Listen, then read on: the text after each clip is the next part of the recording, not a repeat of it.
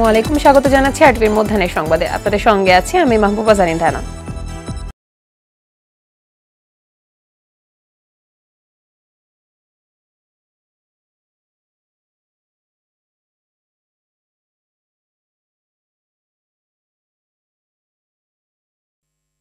শহীদ বুদ্ধিজীবী দিবসে জাতির শ্রেষ্ঠ সন্তানদের প্রতি শ্রদ্ধা জানিয়েছেন রাষ্ট্রপতি মোহাম্মদ শাহাবুদ্দিন ও অন্তর্বর্তী সরকারের প্রধান উপদেষ্টা ডক্টর মোহাম্মদ ইউনূস। রাজধানীর মিরপুর শহীদ বুদ্ধিজীবী স্মৃতিসৌধে সকাল 7টা 5 মিনিটে প্রথমে রাষ্ট্রপতি শহীদদের প্রতি শ্রদ্ধা জানান, পরে শ্রদ্ধা জানান প্রধান উপদেষ্টা। শহীদ বুদ্ধিজীবীদের স্মরণে সেখানে কিছু সময় নীরবে দাঁড়িয়ে থাকেন তারা। শ্রদ্ধা নিবেদনের পর উপস্থিত যুদ্ধাহত মুক্তিযোদ্ধা ও শহীদ পরিবারের সদস্যদের সঙ্গে কুশল বিনিময় করেন প্রধান উপদেষ্টা ডক্টর মোহাম্মদ ইউনূস। 1971 সালের এই দিনে দখলদার পাকিস্তানি হানাদার বাহিনী ও তাদের দোসররা বাংলার শ্রেষ্ঠ সন্তান বুদ্ধিজীবীদের হত্যা করে।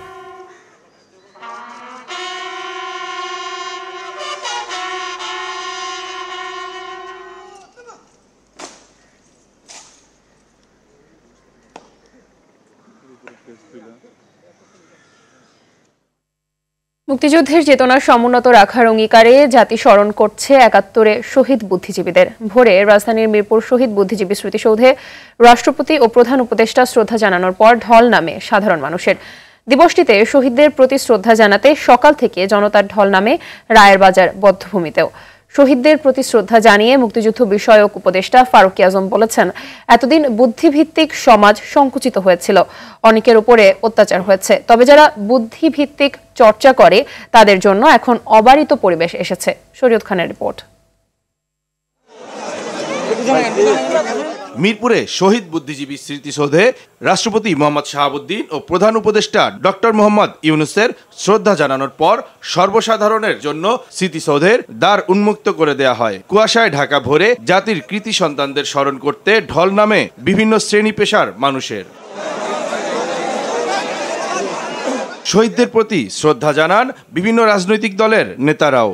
তাদের এই আত্মদানকে ধারণ করতে হবে, এখান থেকে প্রেরণা নিয়ে এই জাতিকে পুনর্গঠন করতে হবে, গঠন করতে হবে। আমরা আশা করি খুব দ্রুত জনগণের ইচ্ছা অনুযায়ী একটি নির্বাচনের ব্যবস্থা হবে, অবাধ সুষ্ঠু নিরপেক্ষ নির্বাচন।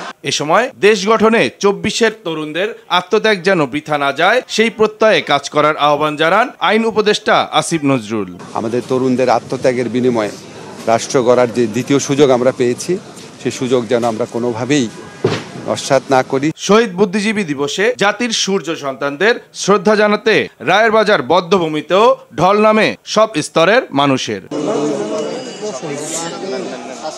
এই দিনে যেসব মেধাবী মানুষদের নির্মমভাবে হত্যা করা হয়েছে তাদের আত্মত্যাগ যেন বৃথা না যায়, এমন প্রত্যাশা রাজনৈতিক ব্যক্তিত্ব আর সংস্কৃতি কর্মীদের। এই দেশ এই দেশের মানুষের দেশ হবে, কোন একটি বিশেষ দলের দেশ হবে না। তাদের আদর্শ প্রতিষ্ঠিত হলে সবচেয়ে বড় মর্যাদা দেওয়া হবে বলে মনে করি। দলমত নির্বিশেষে মুক্তিযোদ্ধাদের যেন সবাই সম্মান দেন, এমন আহ্বান মুক্তিযোদ্ধা বিষয়ক উপদেষ্টার। তারা যে অবদান কিংবা যে ত্যাগ, যে বীরত্ব মুক্তিযুদ্ধে প্রদর্শন করেছে সেটা 71-এর নিরিখেই নির্ণীত হবে। স্বাধীনতার এত বছরেও শহীদ বুদ্ধিজীবীদের পূর্ণাঙ্গ তালিকা প্রকাশ না হওয়ায় হতাশা প্রকাশ করেন অনেকে।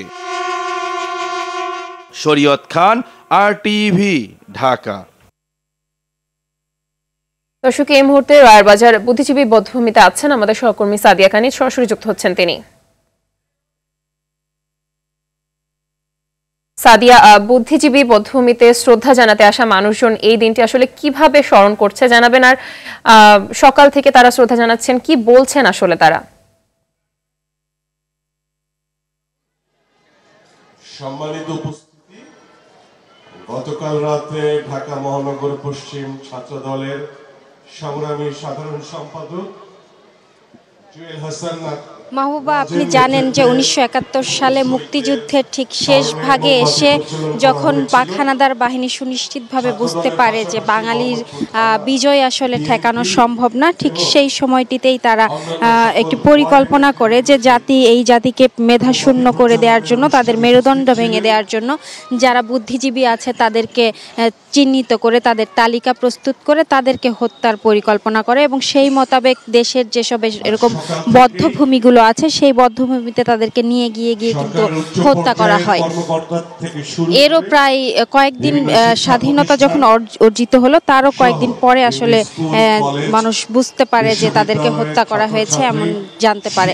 এরপর কয়েক বছর পর থেকেই কিন্তু আসলে 14ই ডিসেম্বর প্রত্যেক বছরই শহীদ বুদ্ধিজীবী দিবস পালিত হয়ে আসছে এবং বাঙালি জাতি আসলে বিনম্র শ্রদ্ধা জানায় এই দিনটিতেই শহীদ বুদ্ধিজীবীদেরকে, তাদেরকে স্মরণ করে সম্মান জানায় এবং এই রায়ের বাজার বধ্যভূমিতে আশেপাশের যত মানুষ আছে এবং রাজনৈতিক নেতাকর্মী থেকে শুরু করে সকালের সূর্য ওঠার আগ থেকেই কিন্তু তারা শ্রদ্ধা জানাতে আসছেন, ফুল দিয়ে শ্রদ্ধা জানাচ্ছেন। তাদেরকে খানিকক্ষণ তারা দাঁড়িয়ে তাদেরকে স্মরণ করছেন শ্রদ্ধা ভরে এবং যারা রাজনৈতিক কর্মী, সাংস্কৃতিক ব্যক্তিত্ব যারা এসেছিলেন তারা আসলে প্রত্যাশা জানাচ্ছেন যে শহীদ বুদ্ধিজীবীদের যে মেধা মনন ছিল তাদের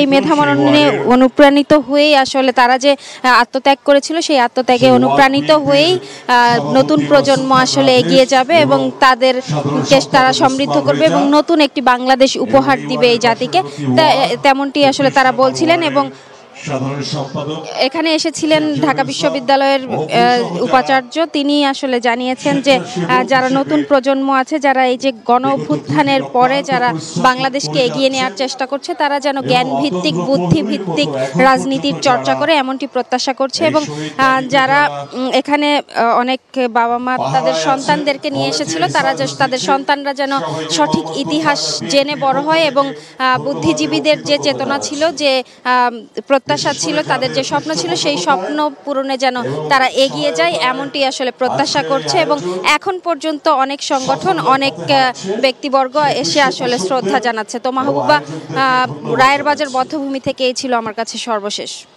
ধন্যবাদ আপনাকে।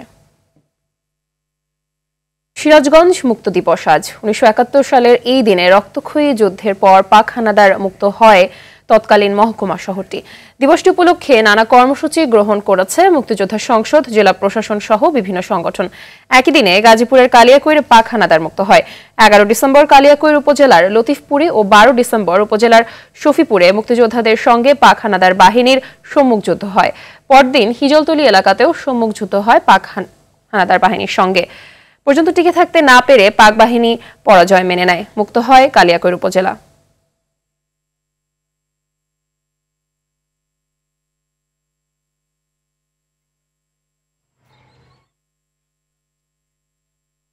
অবশেষে বিকল্প পথে কক্সবাজার সেন্ট মার্টিন নৌপথে পর্যটকবাহী জাহাজ সহ নৌযান চলাচল শুরু হয়েছে। কোনোভাবে যেন বাংলাদেশের জলসীমা অতিক্রম না করে সেজন্য সব নৌযান চলাচলকারীদের বিশেষভাবে সতর্ক থাকার নির্দেশ দিয়েছে উপজেলা প্রশাসন। বৃহস্পতি ও শুক্রবার 30টি নৌযান বিকল্প পথে টেকনাফ থেকে সেন্ট মার্টিন গেছে বলে জানিয়েছে সংশ্লিষ্টরা। টেকনাফের উপজেলা নির্বাহী কর্মকর্তা শেখ এহসান উদ্দিন জানান, টেকনাফ সেন্ট মার্টিন নৌপথে চলাচলকারী ও মাছ ধরার ট্রলার সহ বঙ্গোপসাগরে চলাচলকারী নৌযান যাতে কোনোভাবে বাংলাদেশ জলসীমা অতিক্রম না করে সেজন্য সতর্ক করা হয়েছে। জোয়ার ভাটা নির্ভর করে শাহপুরীর দ্বীপ গোলাচর রুট ব্যবহার করতে বলা হয়েছে নৌযানগুলোকে। এতে বিজিবির পাশাপাশি কোস্টগার্ড নাফ নদ ও সাগরের টহল অব্যাহত রেখেছে।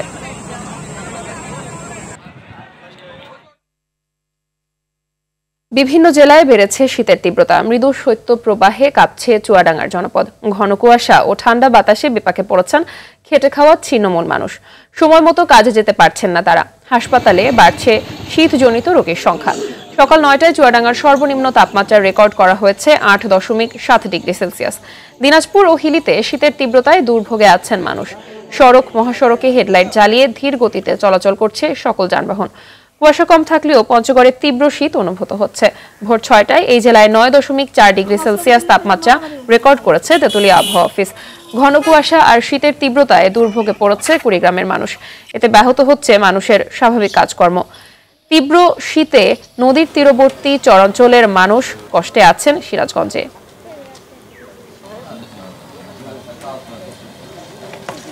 মধ্যাহ্নের সংবাদ এ পর্যন্তই। দুপুরের সংবাদ 2:45টায় দেখার আমন্ত্রণ রইল। ধন্যবাদ সবাইকে।